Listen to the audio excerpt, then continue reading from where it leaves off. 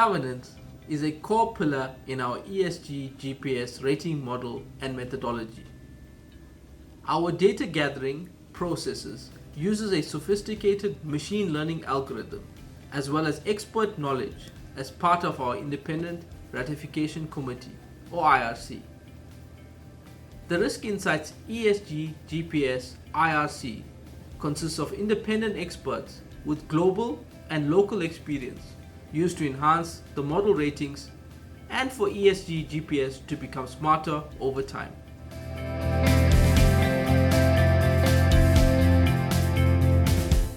Welcome to another Window on the Week. And today we have Dr. Filipe Morais, one of our Independent Ratification Committee members. Dr. Morais is an expert in corporate governance, including all aspects relating to boards of directors. He holds a doctorate in management from the Henley Business School, University of Reading, specializing in corporate governance and strategic management topics. He is also program director for the MSc in Management for Future Leaders at Henley Business School, UK. He is also invited to teach at other institutions such as in France, Portugal, Italy, and more regularly at leading international conferences. Welcome, Dr. Filipe. It is a privilege to share thought leadership on board governance and the role of ESG in this new era of governance. Thank you, Anashrin. It's a pleasure to be here. ESG is a strategic thrust for boards, and this feeds into the overall governance of institutions. Some boards are taking it seriously, while others believe it's just fluff. Filipe, what are your views on this, and why do you think ESG is important for boards to consider? Thank you, Anashrin, again. ESG is becoming a fundamental topic. It's not just a fundamental topic. It's going at the heart of the nature of the company. Companies are moving from a paradigm of shareholder value alone to one where they need to consider a broader set of stakeholders and where sustainability is at the heart of that purpose. It's true, as you say, that many companies, many boards are finding it difficult to craft a rationale for ESG for their business. Some of them are finding it are going into denial, really, saying that ESG is a fad. It's not gonna stick. It's not gonna stay for long. And of course, those companies are in trouble. They are missing an opportunity to build competitive advantage in the long run. There are a couple of other companies types of companies that see it either as a competitive advantage or a way of managing strategic risk. Both of them are correctly placed, but the first set of companies who see it as a risk tool, they tend to do that for protecting the existing business. Whereas those companies who see it as a competitive advantage, they try to embed that into the actual business model. Yes. So there are about 3 categories of companies in that journey for ESG. I agree with your remarks, and I'm pleased that you are on our committee. Do you think that having a rating for ESG is important for companies? Just having a rating, it's important. Of course, it's not everything. It's really either the beginning or the end of the story, depending on how you look at it. Yes. I think having a rating enables you to measure your progress. Having a rating enables you to know where you are with regards to governance, social and environmental performance. So yes, having a rating not just enables that benchmark against your peers, not just to understand where you sit across those three pillars, but also enables you to have a demonstration of your commitment to outside stakeholders, including investors, that you are serious about ESG. So, and this is why more and more companies are seeking to be rated for ESG, and more investors are paying attention to ESG ratings. Yes, we are definitely seeing the same on our side. So, should a board member consider what their ESG rating for that respective company is? Should they be interested in this? I think there's a lot of work to be done, and the rating is a tool.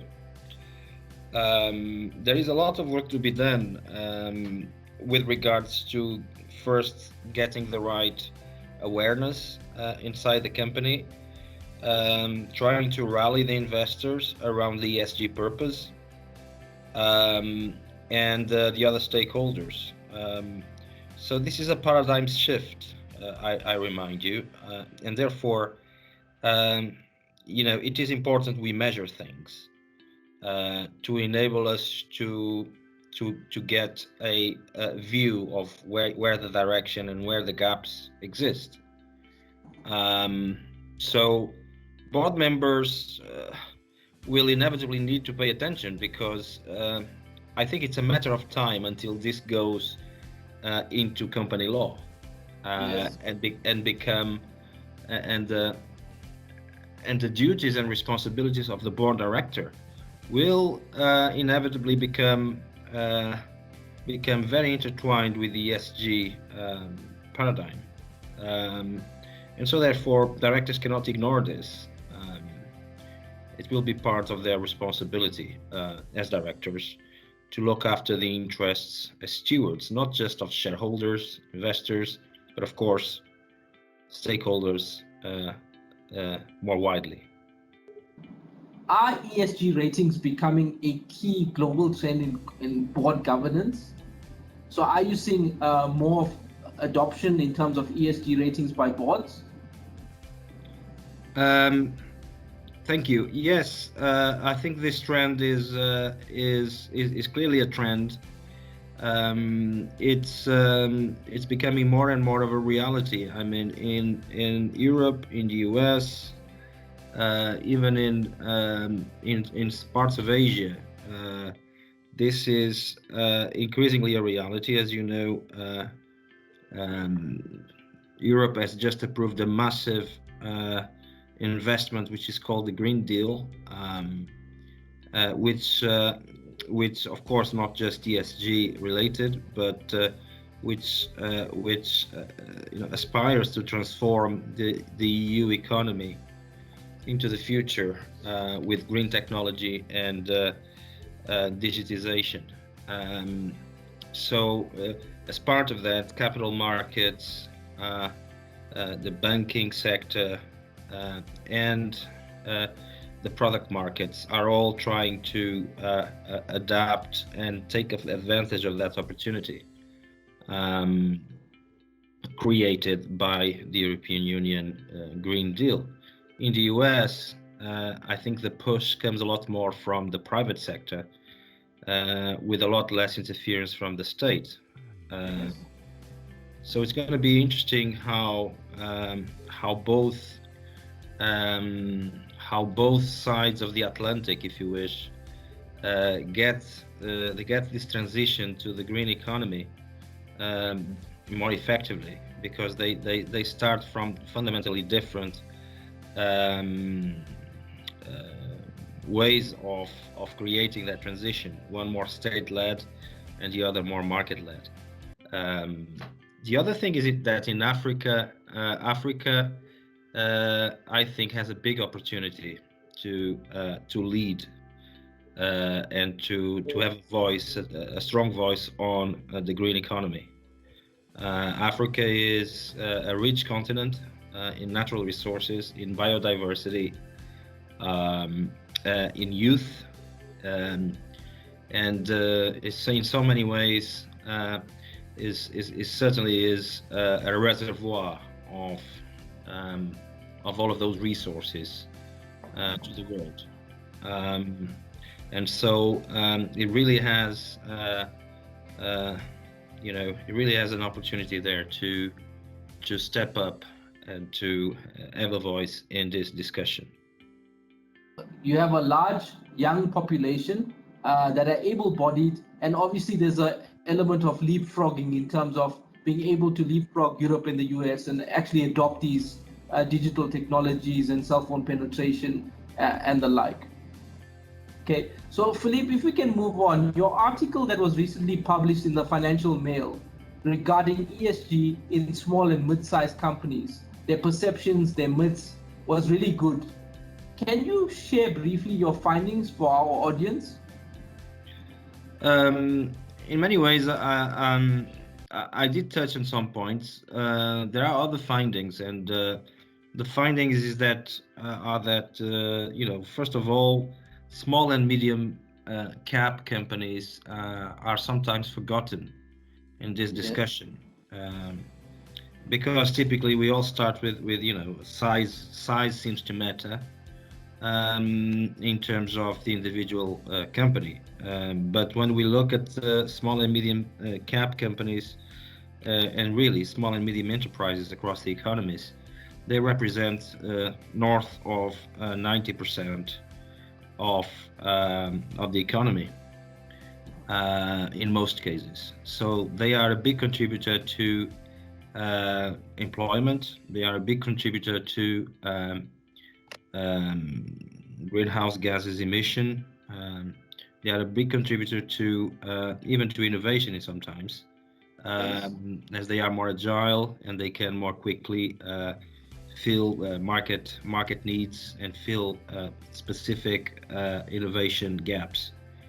And so therefore it was a surprise to me that even in a mature market such as the UK and Europe, it's not exclusive to the UK, SMEs were somehow not so involved in discussions around climate change, around ESG, and therefore I think what the study points out is that there's a lot of work to be done around small and medium-sized caps.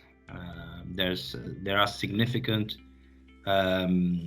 gaps when it comes to ESG, and we have identified a knowledge gap, which means do boards understand ESG rationale and its significance? There was also a leadership gap. It's still unclear who deals with leadership with ESG. Who deals with ESG and sustainability matters within SMEs? Sometimes it's the board, sometimes it's the CEO, sometimes it's just diffuse. There's no clear ownership and accountability for ESG. The third gap was about ESG execution. And many companies are struggling with that. First, because they don't understand it. Second, because growth companies, small and medium-sized quoted companies, typically grow at very, very fast rates. And what happens is that they have they have a lot of pressure on short-term resources, and they have big focus on growth. Sometimes they see ESG as a distraction to that. Yes. They don't quite understand how to reconcile both agendas. The fourth gap is actually interesting, is a gap of in the disclosure, with many companies not actually knowing what to disclose, what is sufficient to satisfy investors and wider stakeholders. Some of them doing a good job and thinking they're doing a bad job. But there's a lot of education to be done around ESG still in that segment of the market, and SMEs need support. They need support because obviously together, alone, they sometimes lack the resource base to be able to operate, this mindset shift. Philippe, you've raised some very, very good points.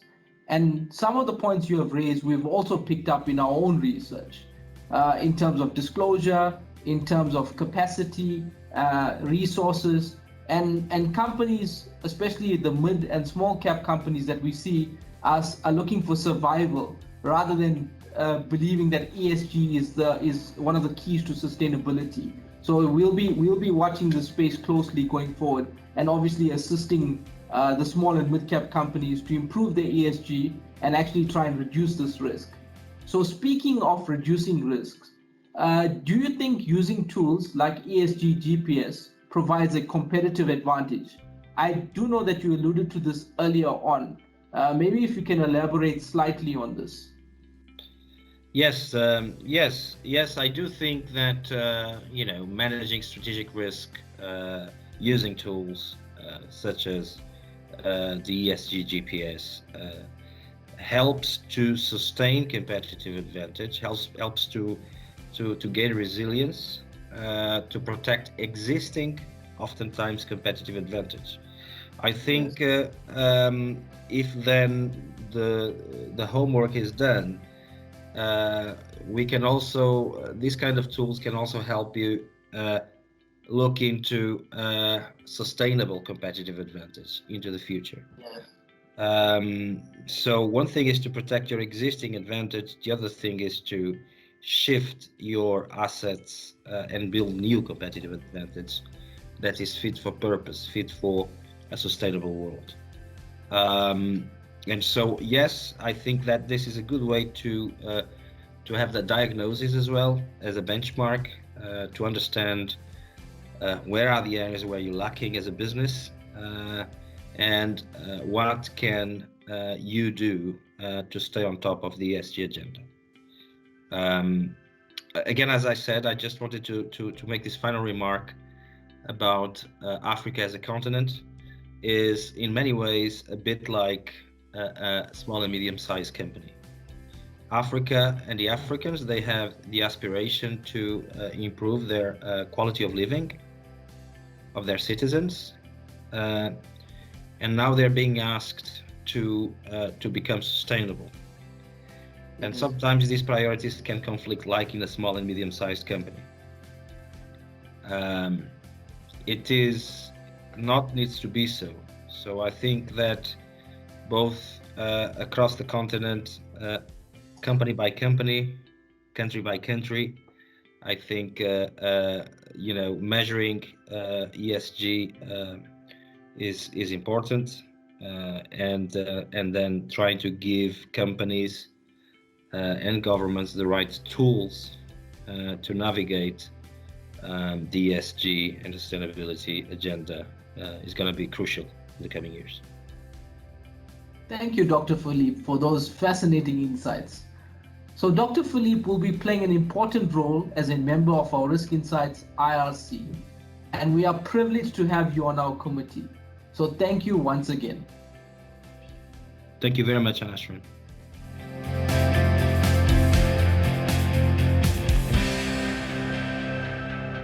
Current global trends indicate that corporate boards will need to focus on how ESG will impact people, planet, and profit, and not just the bottom line of companies. Stakeholders have made the connection between ESG, sustainability, and corporate strategy, which has a direct impact on the boards of corporates and how they navigate a company. I am Aneshran Pillai, Acting CEO of Risk Insights, and thank you for joining us for another episode of Win on the Week. We look forward to seeing you next week. Take care and stay safe.